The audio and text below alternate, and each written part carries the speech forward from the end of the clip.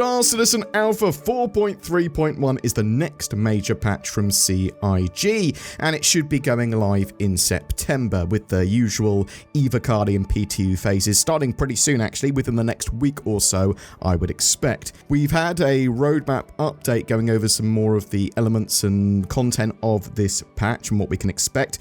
I also want to talk about that with a bit more context, with other features and content we know is turning up in the patch, and some teasers that CIG have been putting out. So, from the latest roadmap update, the RSI, Apollo, Triage, and Medivac, the medical ship. You've got the normal Triage, and then you've got the Medivac. The Medivac has superior armor, dual missile racks, and a different skin. And it's supposed to be for deployment on intense battlefields is the idea of the Medivac. So yeah, it's the more combat military evac version versus mobile surgery that the Triage is. There's some new pictures of both of the ships as well. And from them, we can see what they look like in the hangar. The missile racks are bespoke layered ones. On the Medivac, it's dual layered missile launchers. They look like they've got size 1 or 2 missiles in them, so they have a launcher each side. So you've got 8 missiles on the Triage and 16 on the Medivac. It looks like there are 2 size 2 weapons on the top remote turret and a couple of size 4s on the nose. I would expect the pilot to have control of both those weapons, but also I'd expect a co-pilot to be able to take control of the remote turret as well, so that they can fire in 360 degrees or whatever, right? It looks a bit bigger than I expected. People are estimating it to be over 65 by 42 meters and a sizable height increase from original expectations. The ship is modular, and CIG have said it will come with 6 modules, 2 each of the tier 1, 2 and 3 medical bays that it has. So if you can go for lots of like tier 3 medical beds, or you can go for 1 on each side of the tier 1 ones. But yeah, a module on each side of the ship, allowing you to set it up as you want. The ship does not have its original drone gameplay, at least not with release. So it was supposed to have like these flying shielded med drones or beds that could fly out and grab people in space. So it does technically have space for them if they add it in the future.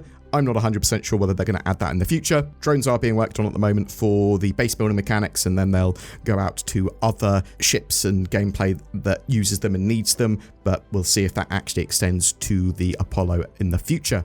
Although not on the roadmap, I do want to mention that CIG have said that there's going to be medical gameplay updates coming soon. It's assumed that this is going to be coming with the Apollo. It was hinted at, it was heavily implied that it would be. At least they'd be updating and talking about the info about medical gameplay.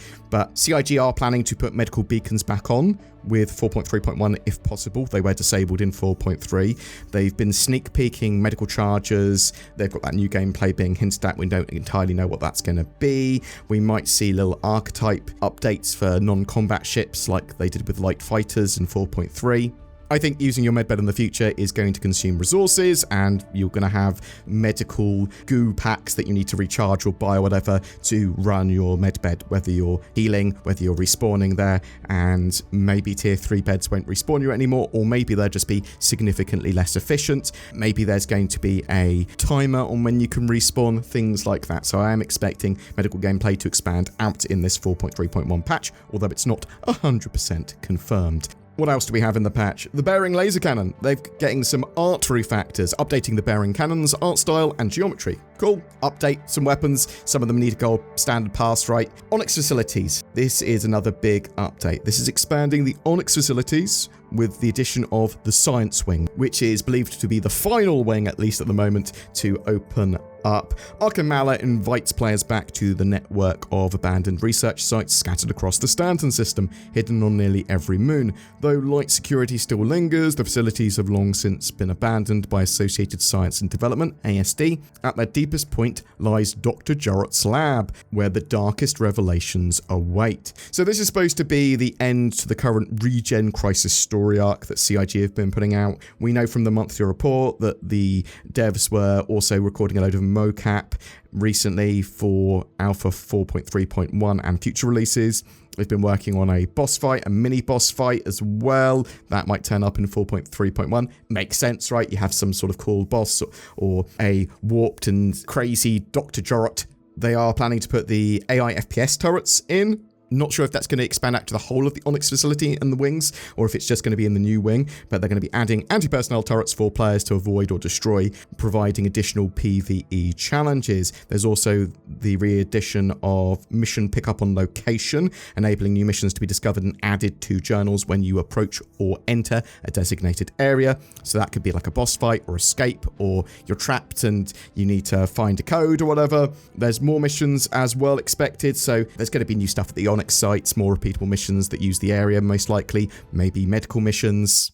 This video is sponsored by Tobii Eye Tracker 5s. They're on sale at the moment. It's Tobii's 24th anniversary, and to celebrate you can use my link below to get 20% off until the 20th of September. Do you want high precision head and eye tracking that's natively supported in Star Citizen? If the answer is yes or maybe, well, you can catapult your immersion and control to the next level by grabbing yourself one. Look, aim, react more freely, give yourself more options in ships, vehicles, and while on foot, just while playing the game, I suppose. And there are features like camera boost, which is a bit like mouse acceleration for your head and eyes, but actually really useful. It enables you to check around more easily, tracking an enemy fighter that's to the side of you, or looking out a window, or enabling you to check over your shoulder. The Tobii Eye Tracker 5 also supports a variety of other games and features, and there is also a sweepstake going on at the same time that you can get involved with. Buy one now. What do you have to lose other than the money you spent on buying it? I see the issue.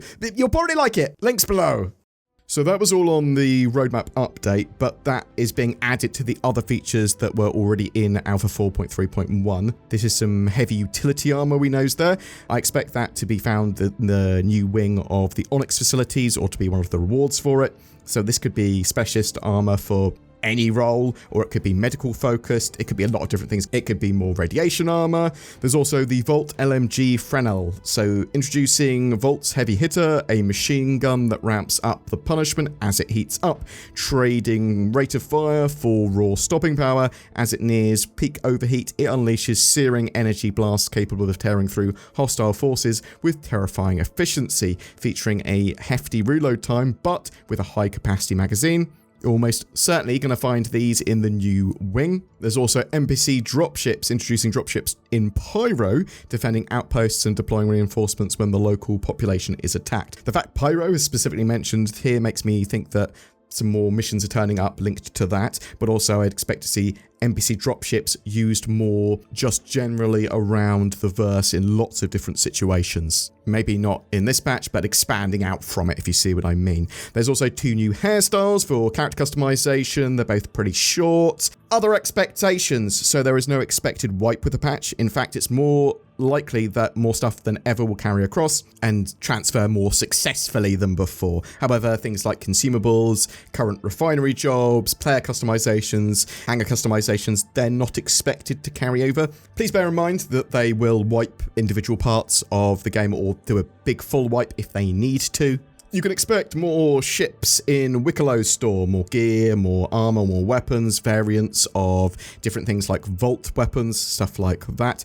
Also, there'll be like a little mini ship sale with the Apollo. There'll be a patch bundle for sale with the Fresnel, the new Volt weapon, some new armor, probably that heavy utility armor, and sort of like a ship skin, all with a special look. It might be the Apollo skin there. You'll be able to buy that in the RSI shop if you want to. Talking about shops, in-game ship shops, they should expand out their inventory with some more ships. You can expect more loot in the loot pool that wasn't there previously, so like expanding out with some more of the subscriber items or whatever. Oh yeah, something else quite exciting, carrier ships, motherships. So CIG have hinted that in this patch in 4.3.1, or at least soon, you'll be able to use certain ships like the Idris or Polaris, ships with a hangar, to refuel, rearm, and repair ships that are landed in them. It's not going to be all ships, so bear that in mind. CIG recently did a tech preview build for Evocati that had a load of Squadron 42 updates that were being phased into Star Citizen. So this is NPC and AI updates, graphic improvements with a big focus on Vulcan, stuff like that. The physicalization of helmets, improved character models, loads of cool stuff like that. It was a pretty buggy, rough build, but this could turn up for Alpha 4.3.1. I expect ship and weapon tweaks and balance. It's possible another ship or variant or vehicle might turn up. Cooperative zones. So cooperative zones were supposed to be, or what we expected to be, enforced PvE zones, whether that be through some mechanic or via instancing or something that the Onyx facilities were going to use. That got pushed from 4.3, could turn up in 4.3.1. It might be ready, we don't know.